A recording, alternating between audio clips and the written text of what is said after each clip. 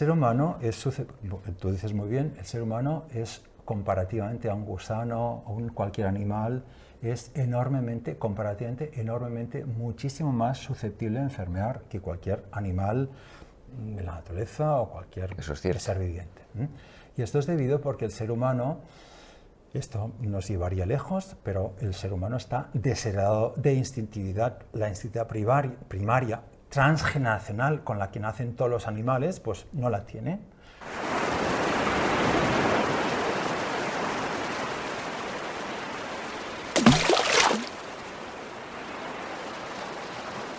Hola, muy buenas a todos los socios de Plural 21, buenas simpatizantes de Plural 21 y muy buenas a cualquiera que esté viendo este vídeo y no sabe lo que es Plural 21. Muy buenas a todos. Mirad, hoy hemos traído al doctor Joaquim Navona, doctor médico, que él, después de años de estudio y de práctica de la medicina, ha llegado a la conclusión de que hay algo en la medicina que debería tenerse en cuenta, que no se tiene en cuenta, y algo que se debería estudiar, que todo médico debería tener muy presente y que no tiene presente y que en las facultades de medicina ni tan solo se explica. Y él considera que esto es pues, un aspecto fundamental a tener presente, por supuesto, que es el tema de la simplicidad, inherente al principio de similitud. De la similitud. Entonces, Joaquim Navona dio una conferencia aquí hace unas semanas y aquí lo tenemos. Joaquim, muy buenas. Hola, buenos días, o buenas tardes, o buenas noches. Buenas. Explícame, ¿qué es esto del principio de la similitud? Bien, de entrada hay que decir que existe en la naturaleza, en el universo, en el cosmos, en la sociedad, en nuestra vida, algo que existe y se manifiesta, un fenómeno que es extraordinariamente impresionante, pero que al ser ubicuo, que está en todas partes, y ser universal, que tiene infinidad de versiones y de matices, no somos conscientes de él, y que es el fenómeno ubicuo y universal de la analogía, de la similitud. Nosotros, aquí presentes, usted, tú, José Luis y yo, somos semejantes. Las personas que nos estáis viendo en este momento sois semejantes a nosotros. Esto nos permite decir algo al ser humano, algo muy simple, pero que es, cuando lo pensamos, es maravilloso, que es, ¿por qué decimos, y podemos llegar a decir Padre Nuestro? ¿Por qué decimos Padre Nuestro? O algunas personas dicen Padre Nuestro. ¿Por qué decimos el pronombre personal nosotros? Porque hay algo misterioso que nos asemeja, que somos semejantes. Sí. Esto es la base de los pronombres personales. Pero en este sentido, este fenómeno ubicuo universal de la simplicidad, de la analogía, de la similitud, tiene un fundamento. Todo fenómeno tiene un fundamento, y este fundamento es la simplicidad inherente al principio de la similitud, que es el fundamento del universo infinito, de todo lo existente y, por supuesto, del método científico, como veremos, del diagnóstico médico, del pronóstico y de la terapéutica, que tenga ansias o visos o aspire a curar de forma previsiblemente cierta y máxima eficiente cada caso individual.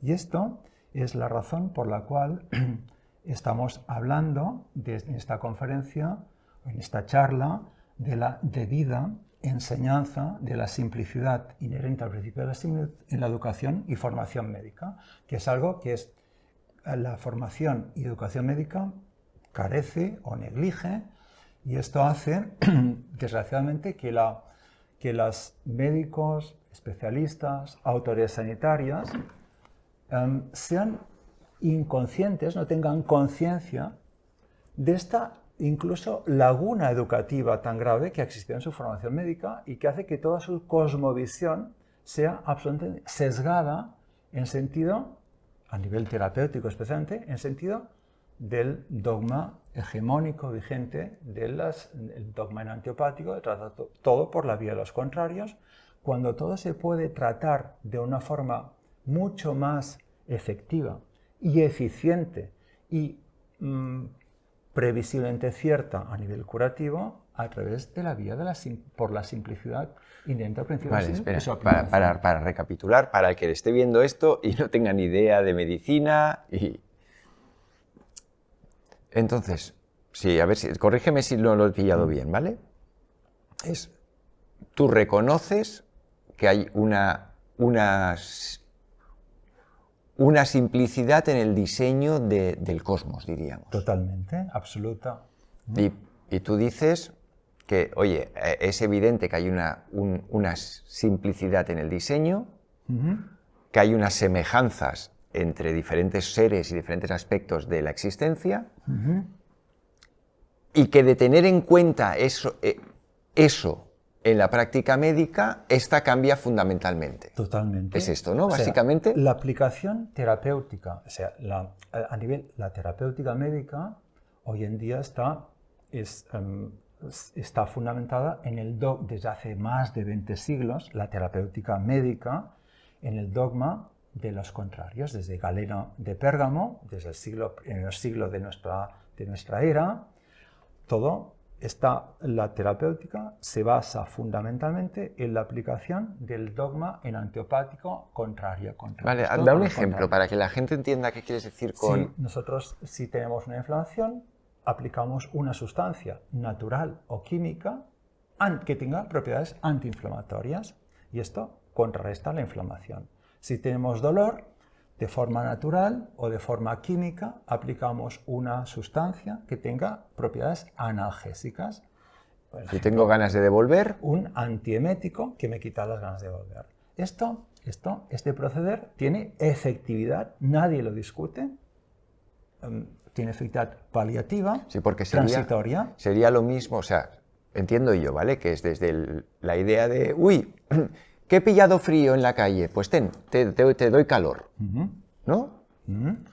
Que sería desde esto que todo el mundo entiende que si has pillado frío, pues una mantita y pillar calor, esto se empieza a aplicar en toda la práctica médica, ¿no? Me duele la cabeza, pues un antidolor de cabeza. Tengo ganas de vomitar, pues un antivómitos. ¿No? Tengo fiebre, algo que me baje la fiebre de forma pronta y rápida. Este proceder por las vías contrarias tiene efectividad paliativa, transitoria en el momento. Pero si una persona padece una enfermedad crónica, es crónicamente friolero, tú ya le puedes aplicar calor y puedes abrigarla y puedes darle cosas calientes. Pero esto solo le paliará su sensación de frío transitoriamente, pero luego seguirá siendo crónicamente friolera. Para ello hay que abordar el problema de por qué esta persona es tan friolera y su naturaleza pues no regula bien, su termorregulación es deficiente y no consigue producir el calor suficiente normal que tendría que producir. Y esto estamos hablando, si queremos curar un caso de verdad, hemos de proceder de otra forma, pero no de la vía de los contrarios.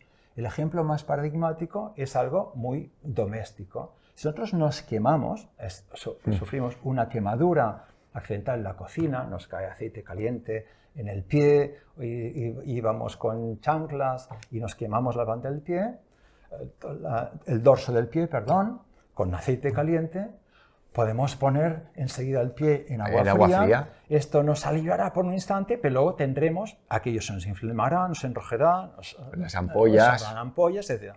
En cambio, si tenemos la habilidad de coger, si lo tenemos a mano, agua bien caliente o alcohol, si lo tienes bien caliente, lo aplicamos sobre la quemadura, en la zona quemada, calor intensa, veremos que aquello ni se enrojece, ni se hacen ampollas y se cura como si nada hubiese pasado y la piel ni se descompone, ni se queda colorada, ni quedan secuelas de la quemadura.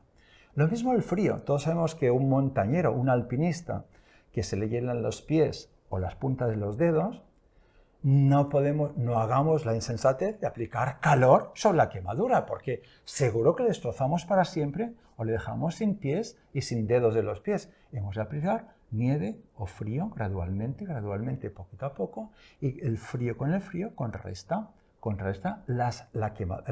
la heladura que ha sufrido y el pie se va recuperando. Si una persona tiene acidez de estómago, podemos dar bicarbonato o alcalinos que le calmarán transitoriamente la acidez. Pero si sabemos aplicar una sustancia ácida, como la experiencia de siglos, esta persona se le quita la acidez. Mucho más efectiva que dando una sustancia alcalina. Y esto, podemos hablar de situaciones agudas, pero en situaciones crónicas, el tratar cualquier dolencia crónica por la vía de los contrarios, desde ese paradigma, se hace, según este dogma enantiopático, esto va paliando la persona, pero el proceso crónico que sufre la persona sigue cronificado y jamás se consigue curar de forma cierta. Para curar de forma cierta hay que tocar el punto de la etiología, el punto de la enfermedad. Y aquí entramos en la simplicidad genuina. Explícame y esto del ser punto. humano. ¿Qué es lo que tú entiendes por el punto de la etiología?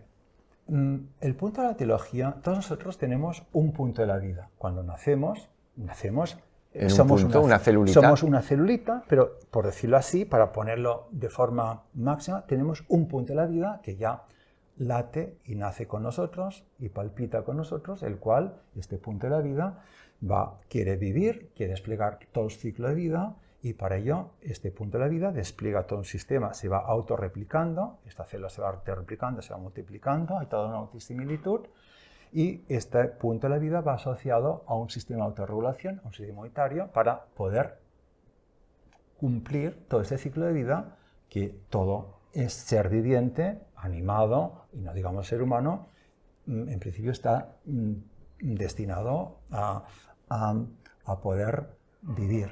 A manifestar. Pero paralelamente, humanos que somos, todos tenemos paralelamente a este punto de la vida, tenemos un puntito de la enfermedad, que es el punto de la etiología. Etios es la causa, donde empieza todas las tendencias y enfermizas que una persona a lo largo de su vida desarrolla, o ya desde la infancia, o la juventud y la adultez, y ya en la ancianidad. Vale, espera, perdón. Entonces sería, a ver si lo he entendido bien, es toda la vida de cualquier sujeto comienza en un punto. ¿Sí? Efectivamente. Y ese punto, por el hecho de tener ese punto, tienes un punto débil. O sea, paralelo a tener ese punto de manifestación, de inicio tuyo, eso implica que hay un puntito ahí, que es ese punto por donde las cosas se pueden estropear. Bien, ¿no? El ser humano tú dices muy bien, el ser humano es comparativamente a un gusano o cualquier animal, es comparativamente enormemente, muchísimo más susceptible de enfermar que cualquier animal de la naturaleza o cualquier ser viviente. Y esto es debido porque el ser humano, esto nos llevaría lejos, pero el ser humano está desheredado de instintividad. La instintividad primaria, transgeneracional, con la que nacen todos los animales, pues no la tiene. La criatura humana nace muy desvalido, y cuando nacemos, si un adulto no nos coge y no nos cuida, no nos abriga, no nos alimenta y nos da sustento, pues la criatura humana fallecería de inanición ahí, desvalida totalmente. En cambio, un gusanito de tierra ya se busca la vida, y un animalito, un corderito, nace, ya se pone de pie, ya busca instintivamente la tierra de su madre, ya la tiene, y luego en 4 días ya campa solo, ya se busca la vida. En este sentido, el ser humano estamos, comparativamente a cualquier animal de la creación, pues somos enormemente mucho más susceptibles, porque estamos desheredados de esta instintividad primaria, transgeneracional, con la que nacen los seres de reino animal. Pero por contra, paralelamente, estamos dotados de un espíritu que va eclosionando lentamente en el ser humano, y este espíritu es el que nos capacita para no solo nos permite su simplicidad del espíritu, su capacidad para ponernos en la verticalidad, sino también para hablar, para razonar, para tener un pensamiento abstracto y también para buscar auxilios, socorros y remedios para los males que nos afectan. Pero dicho esto, lo digo como preámbulo para estudiar que este es el ser humano. Todos tenemos, humanos que somos, esto nos tendríamos que hablar de mucho. Tenemos este punto de la enfermedad, tendríamos que hablar de filosofía, de teología, para entender por qué el ser humano es tan enfermizo. Viene el mito de por qué el ser humano enferma. Aquí entraríamos en cuestiones del Génesis, que no vamos a entrar ahora aquí, pero todos tenemos este punto de la enfermedad que hace que nosotros seamos enfermizos y mortales. Como los animales también, pero nosotros, aparte de mortales, somos sumamente enfermizos. Y hay un puntito de la enfermedad cuya energía entrópica de desorden es la que desafina, desajusta y trastorna todo el sistema de autorregulación, el sistema fotohomeorésico inmunitario inherente al punto de la vida.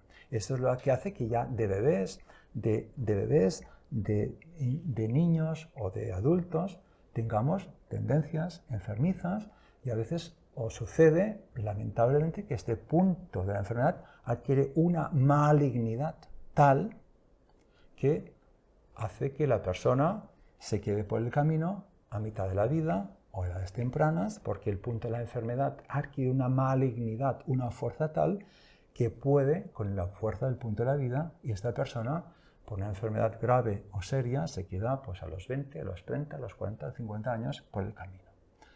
Y lo que hay que hacer siempre, la única diana terapéutica en este contexto de la simplicidad y la interpretación de la actitud, es a incidir, tocar curativamente el punto de la teología, el punto de la enfermedad.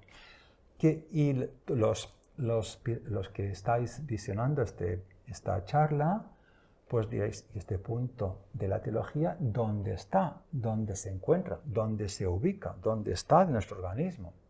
Pues bien, este punto nosotros, y hemos de explicar primero que nosotros somos canales de luz, vivimos gracias a la luz. Esto es algo que todos más o menos intuimos, pero es importante decirlo. Y que recogen prácticamente todas las tradiciones, de un modo u otro, todos tocan eso. Y nuestro organismo, tenemos un campo biofotónico, un campo energético, y nosotros tenemos ciertamente un organismo vivo, material, animado, pero dotado de espíritu. Y en esta interfase, en este umbral entre lo que es la simplicidad del espíritu y la simplicidad inherente a nuestro organismo material, vivo y animado, en este umbral de esta simplicidad del espíritu, en este umbral estaría situado el punto de la enfermedad, el punto de la teología, que incide tanto en nuestro cuerpo físico como en nuestro psiquismo, en nuestra psique. Pero este punto de la enfermedad no es una naturaleza material, es de naturaleza energética, biofotónica. Y para llegar a él, no se puede acceder a él, incidir de forma material. Hay que incidir fotodinámicamente, si no, no accedemos a él. Todo medio... Perdona, que te voy haciendo cortes, pero... A ver, lo que me estás diciendo es... Hay un origen dentro de nosotros, ¿sí? Un punto que se empieza a expresar y que es un punto energético. Si me equivoco, corrígeme, por favor. Un campo energético, efectivamente. Un punto energético que, si ese punto energético se trastoca, da lugar a lo que conocemos como enfermedades. Que puede estar, este punto, efectivamente, puede estar de forma latente, expresando muy sutilmente. Todos tenemos el punto de la enfermedad, todos, sin excepción, el punto de la enfermedad que se manifiesta muy sutilmente. Una persona, por sí, pequeños síntomas o pequeñitas disfunciones que ya damos con las cuales convivimos, que no nos hacen sentir que estemos enfermos y que ya les damos por normales, entre comillas, o puede manifestarse de forma patente, manifiesta por ya disfunciones y trastornos que nos hacen sentir que no estamos bien o que estamos enfermos. Y que podría ser no solo cosas físicas, o sea... Cosas psíquicas. O sea, personas que te digan, exacto. no, yo es que necesito... O sea, una vez conocí a una chica que me decía que ella, para poder dormir tranquila, tenía que ponerse el pijama y quitárselo 3 veces. Ella decía, yo me pongo el pijama y si me meto en la cama no me duermo. Me lo tengo que quitar, lo tengo que doblar, me lo tengo que poner, lo tengo que doblar. Esto manifestaría, esto es una manifestación de ese desequilibrio del punto inicial, ¿no? Exactamente. Que también van dinámicas. Este punto de energía tanto afecta, como tú muy bien dices, el parte, digamos, más somática, corporal, con la parte más psíquica o es mental o espiritual, como queramos llamarlo. Vale. La persona pues que tiene tendencias autodestructivas, o esta persona, y que se quita la vida, obviamente esto es una expresión manifiesta de cómo ese puntito inicial se fue... su psiquismo y le ofusca el existir, supera el instinto de vida que todo ser viviente tiene y pues le hace pues, llegar a tener ideas suicidas o comportamientos suicidas o suicidarse. Esto es expresión de cómo el punto de la enfermedad a este nivel de malignidad, o la persona que desarrolla un cáncer, un tumor maligno, pues esta persona, este punto de la enfermedad se expresa, o cualquier proceso neurodegenerativo o degenerativo, esto es expresión de cómo el punto de la enfermedad de forma patente se está manifestando, está desregulando, distorsionando, no solo a nivel funcional, sino a nivel orgánico, pues órganos básicos para la vida y fundamentales para la vida. Bien, pero todo esto... Sí, entonces, ¿cómo tocamos ese puntito? Bien. Todo medio ha de adecuarse al fin que persigue. Si un fin es la naturaleza fotodinámica, biofotónica, este medio no puede ser material en sentido más material del término.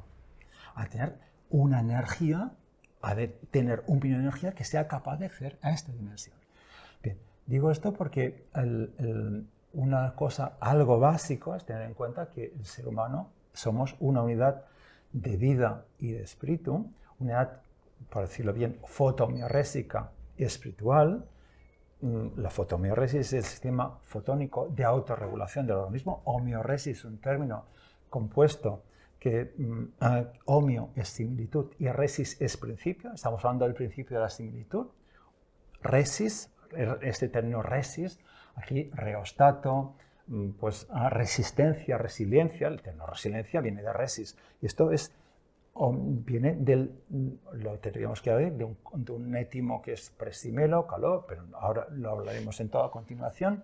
Pero el término, somos una unidad fotomiorésica espiritual y este punto de la enfermedad, insiste, está para acceder a él, el medio que utilicemos a tener una fuerza, una energía capaz de llegar directamente, de tocar directamente este punto energético, sino y lo veremos a continuación, ha de ser capaz de sobreimpresionar fotodinámicamente, superponerse ópticamente a este punto, si no, no hay forma de curar el punto de la enfermedad o minimizar su fuerza.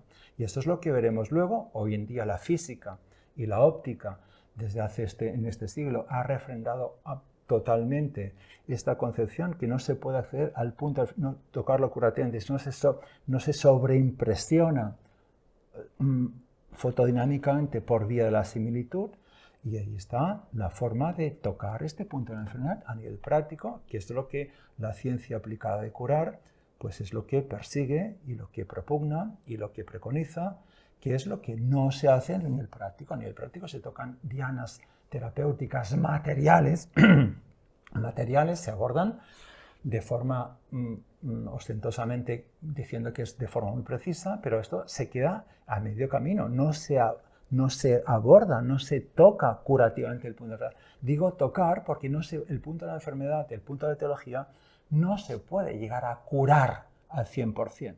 Si fuese así, llegaríamos a ser mortales, claro. seríamos inmortales.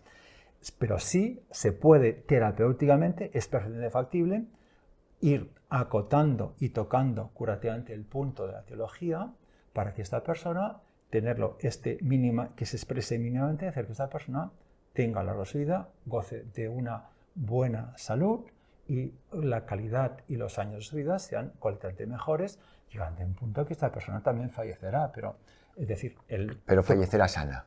Fallecerá con luz y con salud espiritual y también la mínima física paralela que la acompañe, pero con salud espiritual, que es lo más importante de la vida. Nosotros los seres humanos somos seres, por naturaleza somos espirituales y hemos de crecer humana y espiritualmente a lo largo de nuestra vida.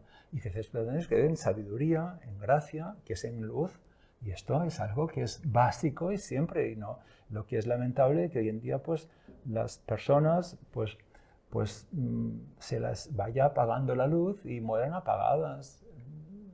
Tristemente, esto no debería ser, a pesar de que es, pero la ciencia aplicada de curar, que se basa, es la aplicación terapéutica de la simplicidad y de la similitud, cuyo objetivo es tocar curativamente el punto de la enfermedad, porque si no, no hay ciencia. Es decir, si no tocamos el punto de la enfermedad, la efectividad, la eficiencia brilla por su ausencia. Vale, entonces, a ver, vuelvo a hacer otro resumen. Entonces sería, uy, me duele el dedo, ¿vale? O sea, mi hijo, por ejemplo, ayer se quejaba de que le dolía esta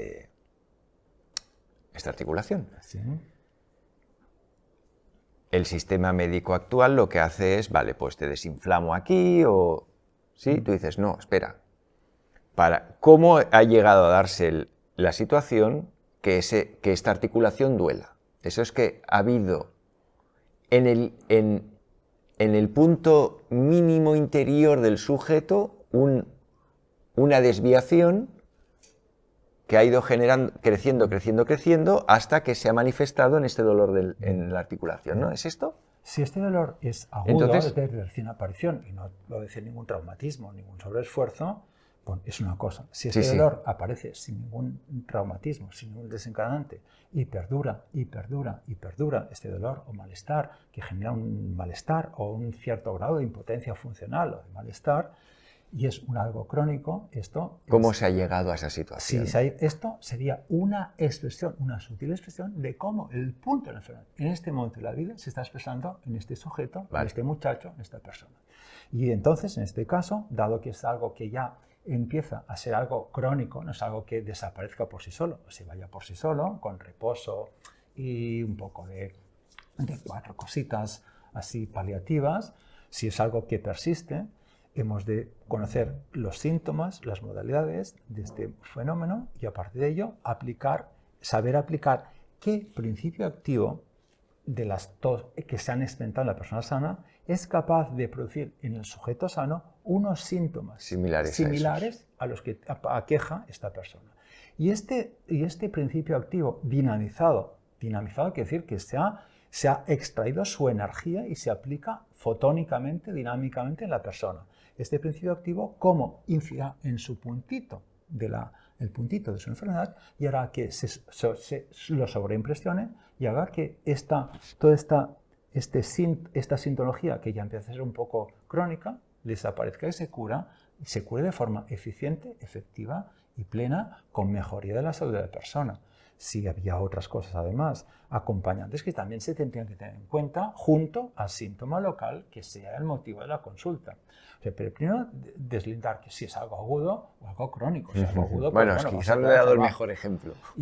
Pero si es algo crónico, este dolor hay que conocer sus modalidades, cómo mejora, cómo empeora, qué tipo de dolor es, cuándo lo siente, qué ha de hacer, qué le impide hacer, y a partir de estos estudios modales elegir aquella sustancia analógica bien conocida a fondo por haber sido experimentada en la persona sana, que es capaz de producir experimentalmente unos síntomas máximamente similares a los que posee la persona, y este principio activo, este simplex, esta sustancia simple, analógica, dinamizada al mismo de la persona, tocará el punto, se sobreimpresionará el punto de la etiología y hará que este proceso desaparezca y se cure de forma plena y de forma máximamente eficiente y de forma predictivamente cierta, que esto es lo que buscamos. La ciencia es la lucha contra la incertidumbre predictiva y pronóstica.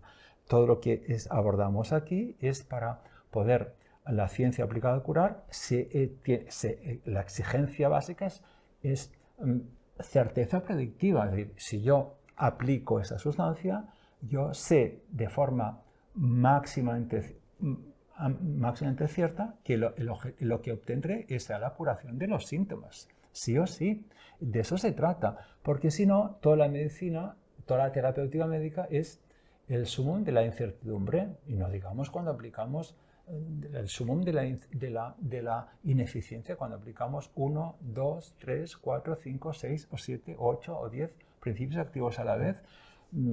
Es ineficiencia absoluta, es interacciones a mansalva, y lo que ocurra, pues bueno. Claro, porque así es como acaba el sujeto polimedicado, ¿no? Efectivamente. Porque si yo tengo una desarmonía interior que me lleva a, con el tiempo, esa desarmonía me lleva a un problema en el corazón, un problema, circulatorio, un problema digestivo, un problema articular, pues acabaré tomando el medicamento para el corazón, el medicamento para las articulaciones, el medicamento, y tú dices no. El gran problema...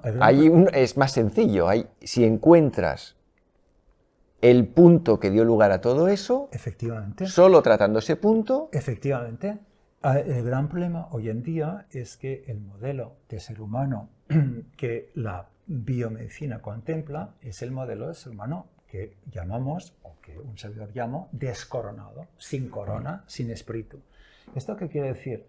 Pues que como no hay espíritu, no puede haber, no hay esta unidad de vida y espíritu, no hay esta unidad fotomioresis espíritu. Entonces el ser humano queda reducido a toda su dimensión material y a parcelas. Pues el corazón por un lado, la piel por otro, el pulmón por otro, el colon por otro, todo parcelado, todo fragmentado. Y claro, en esta complejidad aparente, pues un principio activo para esta diana terapéutica material y molecular, esta diana terapéutica molecular y material, y al final la persona acaba tomando 4, 5, 6 principios activos a la vez. Lo cual, y esto es debido a que no se tiene en cuenta esta unidad, homeoresis espíritu, que esta unidad, la simplicidad es la unidad, y no se tiene en cuenta, por supuesto, porque ni se plantea, no entra en los esquemas, el punto de la etiología, el punto de la enfermedad. Y se van tratando cosas y todos son apaños paliativos, transitorios, que la persona va bateando, pero su tendencia a enfermar pues perdura, porque hoy en día, lamentablemente, los falsos puntos de vista materiales sobre la causalidad y la esencia de la enfermedad aún son plenamente vigentes en la medicina, porque ignora, porque desconoce precisamente lo que es la simplicidad inherente al principio de la similitud y su fundamento biofotónico, porque todo es luz. Nosotros no somos, a pesar que pensemos o tengamos presente que en todo organismo viviente, sea una planta, sea un animal o el ser humano, antes de que se produzca una reacción química o bioquímica en una célula, hay una señal biofotónica que la determina. Primero es la luz, luego vienen los electrones y luego vienen también, digamos, la materia. Pero primero es la luz, primero son los fotones. El fotón es el quantum de energía más básico. El quantum es la unidad indivisible de energía o de materia. El fotón es el quantum de energía más, que es el mediador entre lo que es la energía, que se llama energía de punto cero, energía cero, no cero, mejor dicho, y la materia. Y por eso hemos de tener en cuenta que hay en todo organismo hay esta transformación generativa, energía, luz, materia y vida. Pero claro, si nosotros lo abordamos todo materialmente, nos quedamos... Hay dos capas que no estás tocando. Nos quedamos en los efectos, en la cola, no llegamos a la causa. Y la causa, la etiología, es ese punto de la enfermedad que hay que saber tocar curativamente, y nadie te enseña, ni nadie te sienta las bases para ser capaz de tocar efectivamente este punto de la enfermedad, que es el que hay que tocar si queremos realmente buscar el bien de la persona a nivel de su salud corporal, general y espiritual. Y este es el kit de la cuestión. O sea, todo el reivindicar la necesidad de esta, valga la redundancia, la debida enseñanza de la simplicidad inherente al principio de la similitud en la educación y formación médica, es para hacer ver que existe deliberadamente una negligencia educativa para que esto se silencie. Porque esto, pregunto, previo a la Segunda Guerra Mundial, en la década de los 30 o de los 20, ¿esto sí que se explicaba en las universidades de medicina? No, en las universidades de medicina, toda la medicina, desde Galeno de Pérgamo, de hace 20 siglos, vamos a ver, una cosa es la medicina, entendida como ciencia aplicada que estudia al ser humano en tanto y cuanto esté susceptible de enfermar y de morir, pero dentro de la medicina hay un apartado que es el más, a nivel práctico, el más trascendente, que es la parte práctica, es la terapéutica. Uh-huh. ¿Qué hacemos cuando atendemos a una persona que está enferma o hacemos un diagnóstico de una enfermedad? ¿Qué hacemos para mejorarla o para restablecer su salud o para curarla? Bien. La parte práctica de la medicina, todo lo que se ha enseñado siempre en las facultades de medicina, ha sido el dogma enantiopático. Excepcionalmente, desde en el siglo XIX y a principios del siglo XX, había ciertas facultades de medicina donde además se enseñaba algo no del dogma enantiopático, contrario, se enseñaba algo del principio de la similitud, de cómo aplicarlo. Así, en Estados Unidos había facultades facultades de medicina donde se enseñaba el principio de la similitud y cómo aplicarlo terapéuticamente. Pero desde la Segunda Guerra Mundial, desde los años 50 y 60, con el advenimiento y con la pujanza del capitalismo biomédico, con la pujanza de la biología molecular en la medicina, ha habido una consigna de eliminar, de negar la enseñanza de cualquier ápice de la aplicación terapéutica de la simplicidad inherente al principio de la similitud a nivel terapéutico en el ser humano. Y esto hace que quien se haya interesado al respecto lo haya tenido que ir a buscar aparte en otros ámbitos de cómo aplicar el principio de la similitud, pero en las facultades de medicina no se enseña esto. Pero aún así, no ha habido ni en las facultades de medicina, por supuesto, ni tampoco en estos otros ámbitos, por ejemplo, digamos, los de la homeopatía, donde se enseña la aplicación del principio de la similitud, no ha habido la conciencia, ni en estos ámbitos tampoco, de la importancia trascendente de la simplicidad inherente al principio de la similitud. Y lo que es el punto de la teología, lo que es tocar curativamente en la teología, no ha habido conciencia al respecto, a pesar que ya desde hace 200 años ciertos libros de medicina ya insistían que había que tocar curativamente el punto de la enfermedad si quería hacer algo para realmente bien para la salud de la persona. Pero, respondiendo a tu pregunta, desde los años 60, especialmente cuando empieza toda la gran pujanza del capitalismo biomédico que explota el dogma enantiopático, contrarios, todo lo que es la enseñanza de la simplicidad inherente al principio de la similitud es tabú y nadie puede hablar al respecto y se sotierra, se silencia. ¿Por qué? Por una razón muy simple. Y esta aquí la cuestión. No porque no sea efectivamente, no sea eficiente, no sea curativa, sino porque no es patentable. No se puede patentar la aplicación terapéutica de la simplicidad inherente al principio de la similitud. Expliquemos por qué. Muy simple. Todas las sustancias de la naturaleza, habría que decir, es un aspecto que esta conferencia, pues ya se ha hecho en esta conferencia pasada que hicimos aquí en Plural 21, lo explicábamos, toda sustancia de la naturaleza es una unidad analógica energética. Pero ninguna materia prima de la naturaleza, ya sea una minúscula porción, una pequeña porción de cualquier metal o mineral, sea de oro, sea el petróleo, sea el fósforo, sea el arsénico, sea el mercurio, cualquier metal, mineral, sea la arcilla de la tierra, ni cualquier planta, ni cualquier florecita, ni cualquier animal viviente, ni cualquier veneno, ni cualquier alcaloide, per se es patentable. Ninguna materia primera de la naturaleza, tal como se manifiesta y se expresa y encontramos en la naturaleza, es patentable.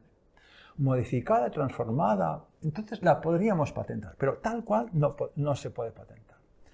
Y entonces, la ciencia aplicada al curar utiliza unidades analógicas energéticas y de la naturaleza, coge una ínfima porción, una pequeña porción, y la somete a un proceso muy especial, fruto del espíritu y el ingenio humano, que es la dinamización o potenciación de esta sustancia, que consiste en un proceso secuenciado, una secuencia de trituraciones, dilaciones, sucusiones, para a partir de este proceso de trituraciones, diluciones y sucusiones, extraer, liberar iones y electrones y liberar la energía que está implícita y contiene en la materialidad de esta materia prima.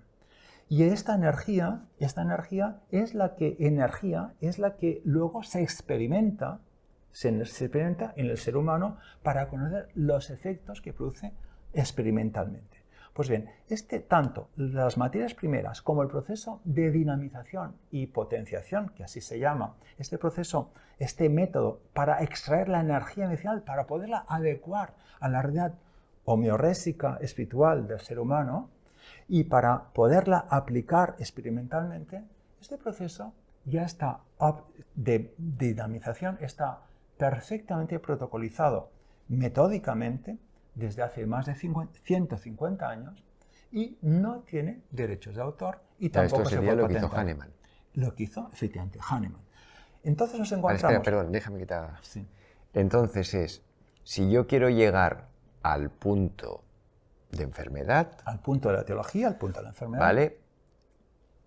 Como medios de abordaje, lo que tú propones, que entiendo que es lo que decía Hahnemann, es coger sustancias que existen en la naturaleza, esas sustancias tienen en su interior puntos muy similares al punto de enfermedad que el sujeto tiene, ¿no? Y mediante un tratamiento que está protocolizado y explicadísimo, que hay libros ahí para parar carros, es posible tomar esa sustancia natural y sacar de ahí algo muy similar al punto de enfermedad que el sujeto tiene, ¿no? Sí. Expliquémonos un poquito mejor. Vale, sí. O sea, hay un hecho que todos conocimos, que a lo largo de la historia el ser humano ha comido, se ha alimentado, ha tomado lo que ha encontrado en la naturaleza para alimentarse, para nutrirse, para sea del reino vegetal, del reino animal, lo que ha podido. Pero con todo esto ha tomado a veces sustancias con las cuales se ha intoxicado. Y el ser humano a lo largo de la historia ha experimentado intoxicaciones accidentales. O sea, un sujeto que estaba bien hasta aquel momento, a partir de ingerir, de tomar unas ciertas sustancias, ha sufrido una intoxicación y se ha puesto mal, se ha puesto enfermo. Hay todo un estudio, una toxicología bien conocida desde la antigüedad, que a partir de sustancias de reino vegetal, plantas o raíces, de tomarlas, o frutos, o bayas de ciertas, pues se ha intoxicado. Y entonces el espíritu humano, el ingenio humano dice, bueno, pues esto no puede ser que algo tan básico como es la ciencia aplicada a curar esté fundamentada en algo tan ambiguo como es unas dichas materias médicas que han existido siempre, donde hablan de propiedades de las sustancias y propiedades curativas, pero que no se sabe cómo se ha llegado a ellas y además se apliquen las cosas mezcladas, siendo mezclas de cosas. Vamos a experimentar una a una las sustancias de la naturaleza, aquellas que conocemos que han sido fruto han causado intoxicación. Tenemos el material de la intoxicación, pero vamos a reexperimentar esto para conocer a ciencia cierta qué es lo que cada sustancia de la naturaleza aplicada al ser humano causa. Porque una cosa son los alimentos que tienen capacidades nutricionales y otra cosa los dichos medicamentos o fármacos, sustancias que fármaco viene de firmicha, de mica, de pequeña cantidad, que es otro concepto que habló, firmichina. Aquí viene fármaco, pequeña cantidad, siempre fármaco quiere decir una cosa en pequeña cantidad. Que sustancias que en pequeña cantidad crean, te hacen que la persona enferme. Pues bien, esto lo hemos de experimentar de forma, pero no de forma material, sino dinamizándolo, ya que toda sustancia de la naturaleza que es energía pura, hay una energía, es una unidad analógica de energía pura, vamos a extraer, vamos a dinamizar esta sustancia, extraer toda la fuerza que tiene y esta fuerza experimentarla en la persona sana a través de un vehículo muy simple de lactosa, de sacarosa, como soporte de esta energía, para ver las tendencias que causan la persona sana.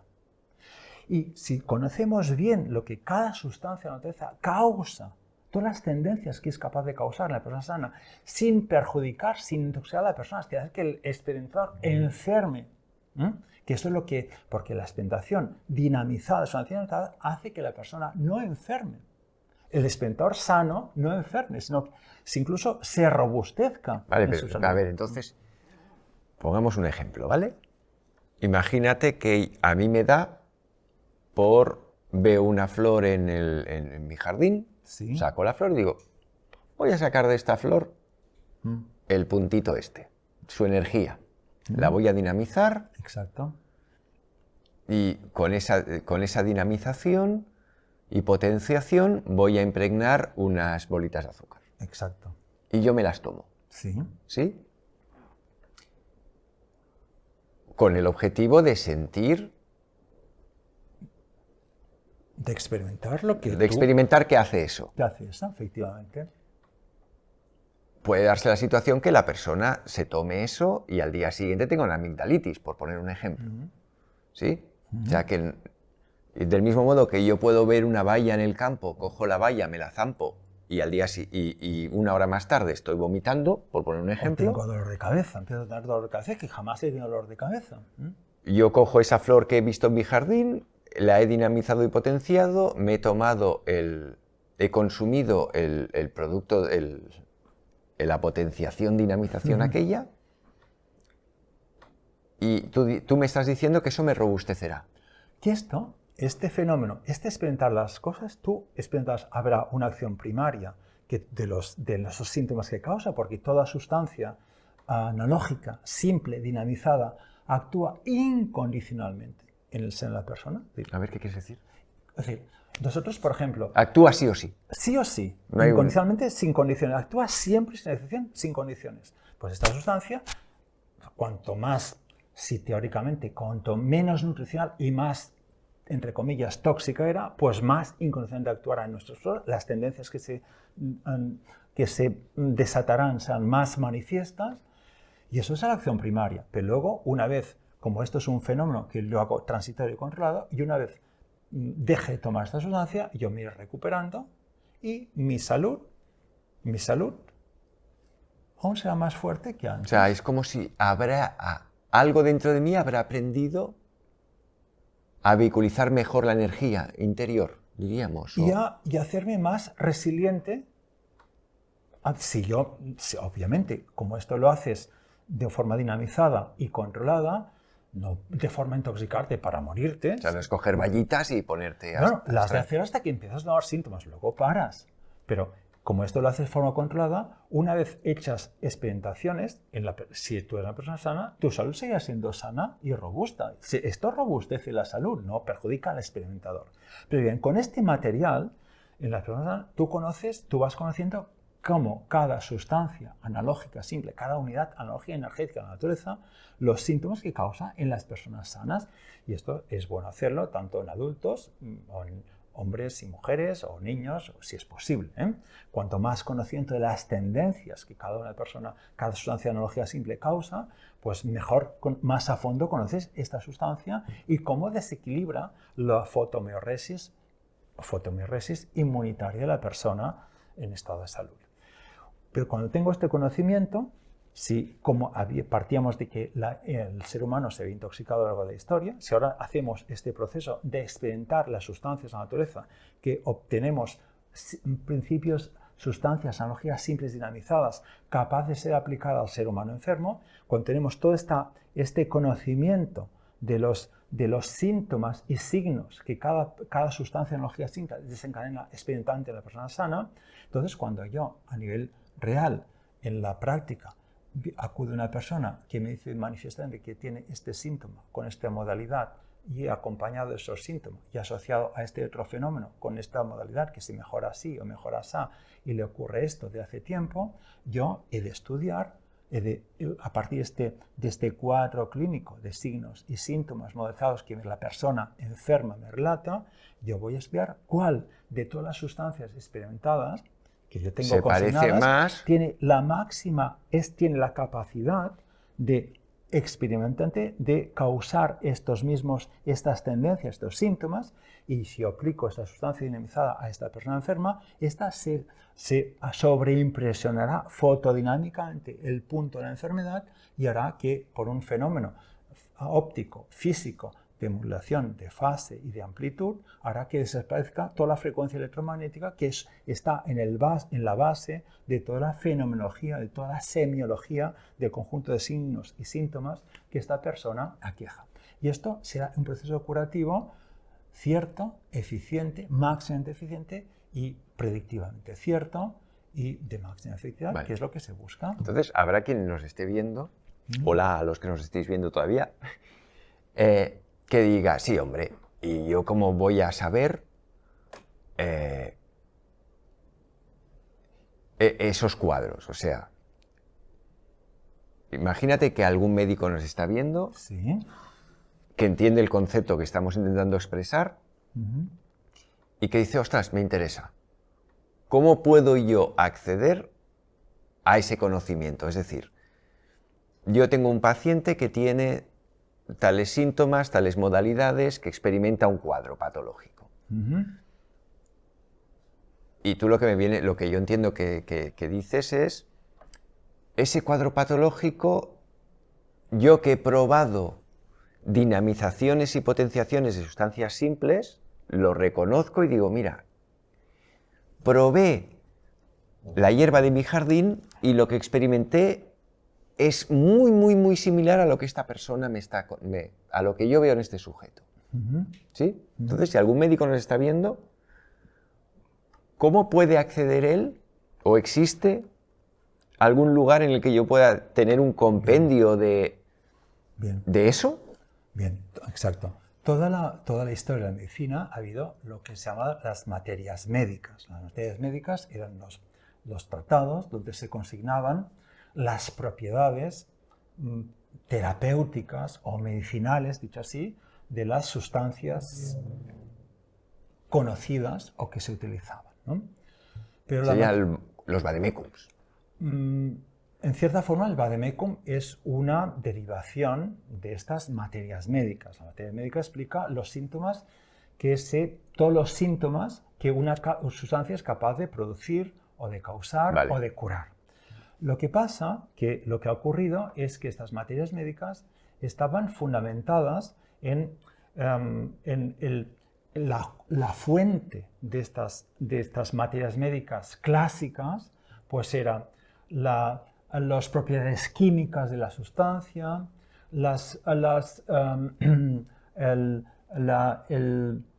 signaturas, si esta sustancia pues tiene forma de riñón, pues será buena para el riñón, si esta forma tiene forma de cerebro, será buena para el cerebro, las signaturas, la experimentación en animales o la expresión en los enfermos o las propiedades de sustancias mezcladas se aplicaban y se daban.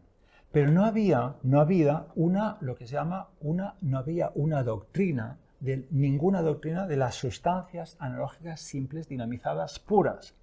Y esto, hace 200 años, hubo un médico, Samuel Hahnemann, que siguiendo las indicaciones de Robert von Haller, que era un suizo, un fisiólogo anterior a él, pues él sistemáticamente ya estableció que no podía construirse o edificarse una ciencia aplicada de curar sin una base real cierta, inequívocamente cierta y fiable de una doctrina de sustancias analógicas simples, dinamizadas, puras. Porque no conocemos lo que cada sustancia analógica, pura, simple, dinamizada, pura, es capaz de causar en la persona sana, no podemos aplicarla con conocimiento. Claro, ahí es donde yo voy. Y hay que experimentar una a una las sustancias, sea la flor de este jardín, o esta valla que encuentro en el campo, o la piedra que encontramos en un río. O este trozo de piedra, o este veneno de serpiente, o esta araña, o este insecto, o lo que sea, o el fósforo, o el arsénico, o el mercurio, o el ácido sulfúrico, o el ácido muriático, o cualquier planta que tenga, o la veladona, o el eléboro, o el estramonium, o la aconitum, o la árnica, lo que queramos. Estamos experimentando a la persona sana, solo en personas sanas, porque si estamos en personas enfermas se mezclan los síntomas y ya no sabemos lo que obedece a cada cosa. Para tener una concepción clara, un conocimiento claro, exhaustivo y a fondo de lo que cada sustancia es, sustancia analógica simple, simple digo, no mezclada con nada, con otra, hay que explicar uno a uno, porque si no, no sabemos qué ya estamos haciendo. En la persona sana, entonces conoceremos y dinamizada conocemos las tendencias que cada sustancia es capaz de causar, desajuste, desequilibrio, disfuncionales que es capaz de causar cada unidad analógica energética de la naturaleza, sea del reino vegetal, del reino mineral, del reino animal o el que decidamos. Y con este conocimiento, que esto desde el siglo XVIII, desde finales del siglo XVIII, Hahnemann estipuló y estableció toda la metodología para hacerlo, tenemos hoy en día unas maldichas materias médicas puras, que en teoría son doctrinas de sustancias analógicas simples, puras, dinamizadas. Tenemos unas doctrinas donde sabemos lo que cada sustancia ha sido capaz de producir experimentalmente en las personas sanas y todas sus tendencias, signos y síntomas con sus modalidades. Esto nos da una información exhaustiva, una base fundamental para poder aplicar la unidad diagnóstica terapéutica. Y hay que añadir también un concepto que, o sea, el diagnóstico, cuando estamos ante un enfermo, médicamente podemos hacer el diagnóstico llamado nosológico o nosográfico de la entidad nosológica, como por decirlo así, cómo categorizamos estos signos o síntomas, este grupo de síntomas, el síndrome que tiene la persona, cómo categorizamos con un nombre y una etiqueta y un diagnóstico nosológico, nosográfico. Vale, esto para el que no sea médico, que no nos pille. Sí. Eso es el diagnóstico clínico. Que tienes artritis. Pues, tienes depresión, artritis reumatoide, o insuficiencia cardíaca, o insuficiencia renal, o tienes síndrome nefrótico, o tienes dermatitis atópica, o tienes trastorno obsesivo compulsivo. Estas son etiquetas nosológicas o nosográficas, categorizaciones de unos grupos de síntomas. Esto es el diagnóstico, digamos, insistamos, nosológico o nosográfico médico, que es el acto central, el eje central de todo acto médico. Pero en el contexto de la ciencia aplicada de curar, dentro de esta simplicidad y dentro del principio de la similitud, esta unidad fotomiorésica analógica, el médico, el terapeuta médico, no se limita al diagnóstico nosológico, sino va a la unidad diagnóstica terapéutica. Porque, obviamente, lo que es para llegar al punto de la enfermedad, has de entender qué sustancia analógica es capaz, analógica simple experimentada, tiene la fuerza, ha sido capaz experimentalmente de causar un síndrome semiológico de signos y síntomas máximamente similar al que aqueja a la persona. Y si aplicamos esta sustancia analógica dinamizada, que tiene esta capacidad, esta producirá el fenómeno de la sobreimpresión fotodinámica del punto de la teología, y tocar el punto de la teología y hará que toda la energía, toda la frecuencia electromagnética que emana de este punto de la teología se vaya difuminando, desapareciendo, borrando, desapareciendo, extinguiendo, y esto comporta la curación. Vale, a ver, es que ahora se me ha despertado una dudilla. Yo tengo dentro de mí un punto de enfermedad. Sí, ¿Sí? todos lo tenemos, sí. Que hace que yo manifieste mis patologías de un determinado modo. Sí, exacto. Vale. Entonces, si no entiendo mal, mira, José Luis, sé que esta sustancia, ¿vale? Da lugar en personas sanas a un cuadro extremadamente similar al que tú tienes. Exacto. Entonces, este cuadro, si yo tomo esta sustancia, sobreimpresionaré mi punto... De la etiología, el punto de la enfermedad. El punto de enfermedad, vale. Y entonces, ¿cómo? Si yo tengo mi punto de enfermedad que vibra y yo le meto más energía, no sé si lo estoy diciendo bien, Sí. A ver dónde está yo sé que esta sustancia vibra como tu punto de enfermedad. Venga, voy a sobreimpresionar tu punto de enfermedad. Sí, sí. ¿Cómo eso desemboca en que el punto de enfermedad deje de estar mal? Bien, esto tenemos una diapositiva fantástica vale. que la podíamos ver, no sé si es sea por el número 35, 36 Espera, o que la 40, que lo explicará y ahora lo explicamos a continuación. Vale. Bien, de entrada, hay que mencionar que el punto de la etiología, el punto de enfermedad, es de hecho, realmente un sensor fotodinámico, un sensor cuántico, un fotodetector, un sensor cuántico. Cuántico es la cantidad indivisible, la unidad indivisible de material o energética. Pues bien, si nosotros este punto de la enfermedad está emitiendo, es el que genera su energía entrópica de desorden, es el que hemos dicho ya, y es la que desafina, desajusta, trastorna el sistema de autorregulación, el sistema fotoinmunitario asociado al punto de la vida. Vale, yo tengo el puntito de enfermedad que lo puedo imaginar como una célula fotoeléctrica, ¿sí? Para hacernos un símil, macro. Y cuando esa célula fotoeléctrica se estimula, yo empiezo a enfermar. Exacto. Vale. Y hay una frecuencia electromagnética y esto comporta inmediatamente una serie de signos y síntomas y modalidades sintomáticas, que es la que me caracteriza a mí. La que persona enferma sufrimos. Vale. Pues bien, si yo ahora en esta persona, de una forma controlada, de forma terapéutica, temporal y progresiva, yo le administro esta sustancia analógica, simple, dinamizada, experimental, que es capaz experimentalmente, hemos dicho, de causar experimentalmente en la persona sana un cuadro de signos y síntomas modalizados, máximamente similar al que aqueja la persona enferma, esta energía, esta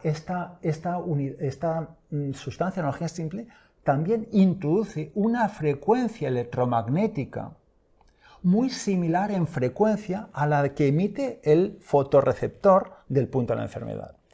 Y esto, en óptica y física, cuando en un sensor, cuando dos frecuencias electromagnéticas inciden, cuando hay la frecuencia del fotorreceptor que emite, repetimos, una frecuencia electromagnética propia de resonancia, pues en ella incide una frecuencia electromagnética asociada, por supuesto, a los signos y síntomas similares que deja la persona, con una frecuencia muy similar a la de esta del propio receptor, pero con una amplitud mayor, más intensa, se produce el fenómeno físico óptico de la fotomodulación, de la modulación de amplitud y fase, que es lo que comporta la terapéutica, es lo que vemos en la pantalla. A ver, explícame la pantalla. Efectivamente, tenemos el punto de la enfermedad. Espera, mira, ¿qué tenemos? ¿Podemos ir atrás al anterior? No, esta es la siguiente, la anterior. Sí. Vamos a la 34. Aquí explicamos lo que antes sabíamos que explicábamos. Tenemos un caso a la izquierda. Espera, déjame comprobar que estamos pillando el cursor. Vale. Tenemos aquí a nuestra izquierda, ¿sí? Esquematizada, una persona con una unidad disomiorésica disomerésica semiológica, que es un caso de enfermedad individual. Y por otro lado tenemos que nosotros hemos ido experimentando, hemos hecho experimentaciones y tenemos unidades disomerésicas semiológicas experimentales conocidas. Entonces, vamos al cuadro de la persona, lo que aqueja a esta persona, y buscamos qué sustancia, comparativamente, ha sido capaz de causar experimentalmente un cuadro, una unidad disomerésica semiológica muy similar semiológicamente y, por supuesto, en frecuencia electromagnética a la de la persona. Entonces, si esta la aplicamos, vemos aquí a la derecha, si la aplicamos a la persona, lo que hacemos es una sobreimpresión de la unidad disomerésica semiológica experimental sobre la natural en el punto de la enfermedad de una forma controlada, progresiva y transitoria. Y esto comportará la curación similia similibus que buscamos por vía de la similitud gracias a este proceso. Y ahora vamos a la que estamos. Dame un segundito, entonces, aquí tengo un sujeto que expresa de forma natural, que son las rayitas estas, un sujeto que expresa una patología. Y esto la calificamos como una unidad disomerésica semiológica. Vale. Disomerésica semiológica. Esto es un bloque. Es un bloque. Y entonces el bloque lo podemos, diríamos... y entonces, si queremos curar a este sujeto... ¿Qué hemos de hacer? Tengo el sujeto... Lo tenemos aquí y hemos de coger la unidad disomerésica semiológica experimental máximamente similar a la que sufre el natural y con ella sobreimpresionar el punto de la enfermedad. Vale, y entonces al sobreimpresionar con lo que es la enfermedad en sí, diríamos, ¿no? La misma se produce similia similibus, que una transición gradual y progresiva hacia la curación, hacia restablecer la simplicidad del principio de la similitud de forma plena, de forma pura, sin enfermedades. Y ahora vamos a la siguiente. Ay, perdón, que he tirado para atrás. Pues la simplicidad inherente al principio de la similitud es el fundamento, es el fundamento de la sobreimpresión terapéutica. ¿En qué consiste? Tenemos el punto de la enfermedad aquí. Este emite una frecuencia electromagnética. Si nosotros con otra frecuencia electromagnética experimental la sobreimpresionamos, se produce un fenómeno de esta modulación de amplitud y de fase ondulatoria óptica terapéutica, en la cual se va anulando la amplitud de frecuencia y se va apagando la enfermedad, borrando y desapareciendo gradualmente la enfermedad y va desapareciendo poquito a poco. ¿Y esto cómo se explica? Óptica. Es decir, para ello hay dos elementos básicos. Que la frecuencia electromagnética asociada a esta disomerésis semiológica sea máximamente similar a la frecuencia electromagnética propia de resonancia del punto de la enfermedad. Ha de ser muy similar en frecuencia, pero ha de ser mayor en amplitud. Una enfermedad, toda enfermedad, una enfermedad dinámica más fuerte siempre elimina y extingue otra más débil en el bien de índole distinta, siempre y cuando tengan la máxima analogía en su expresión, en sus manifestaciones. Pues bien, en este caso, esto es equiparable al efecto que se llama de superposición óptica local de dos ondas electromagnéticas de frecuencia muy similar, cuando la incidente es más intensa, de mayor amplitud de onda, que la propia resonancia del fotorreceptor, del fotodetector. Y esto es el fenómeno bien conocido en óptica, en física, de la modulación de amplitud y de fase. Y esto, para entenderlo un poco mejor, hoy en día, en la era de la informática, todos sabemos muy bien que cuando tenemos en nuestro equipo, en la nube, como queramos llamarla, tenemos una unidad de información, tenemos un fichero, una unidad de información, y esta unidad de información, un fichero, lo queremos eliminar, que no podemos ya encontrarlo, que nadie lo pueda encontrar, ni nosotros mismos, ya queremos deshacernos de él, podemos, si clicamos a Delete, podemos borrarlo. Pero un borrado, las unidades de datos permanecerán ahí. Si nosotros queremos realmente eliminar cualquier rastro de esta unidad de información, de este fichero, hemos de sobreimpresionarlo, de poner algo encima. De sobreescribirlo. Es la sobreescritura informática, el overwriting, que se llama. Digo este ejemplo porque es muy gráfico para entender de una forma más visible este fenómeno tan simple, tan básico, que se explica por la simplicidad inherente al principio de la similitud de esta sobreimpresión fotodinámica terapéutica y profiláctica. Y lo cual, pero para ello lo que hemos dicho anteriormente, hemos de saber, de conocer muy bien los signos o síntomas de la persona enferma, saber que estos están siempre íntimamente asociados a una frecuencia electromagnética de resonancia propia que emana del punto de la enfermedad, del punto de la etiología, y por otro lado hemos de conocer muy bien cuáles son los signos o síntomas experimentales de las sustancias analógicas simples dinamizadas experimentadas de la naturaleza, porque cada una de ellas va asociada a una frecuencia electromagnética propia. Y para ello, cuando hacemos este estudio, por vía de la similitud, ya que estamos hablando de la simplicidad inherente al principio de la similitud, hemos de encontrar cuál de entre todas las sustancias conocidas, experimentadas, que son muchísimas, no son 4, no son 40, son cientos y cientos que ya hay experimentadas que están bien consignadas en las doctrinas de las sustancias analógicas, de los medios analógicos, simples, puros, que constituyen lo que ella o sea, que este trabajo existe y está hecho, que no hecho. es algo de, uy, ahora nos tenemos que poner a sacar la energía hay que completarlo, que se irá completando más, se irá haciendo, pero está enormemente hecho. Esta es la base de la ciencia aplicada. Esto es lo que los homeópatas llaman materia médica. Ahí está todo ese trabajo al que tú llamas, ¿no? Llamado, mal dicho, materia médica, que esto es un término que nos confunde, lo asocia a medicamento. Estamos hablando de simplicia, de sustancias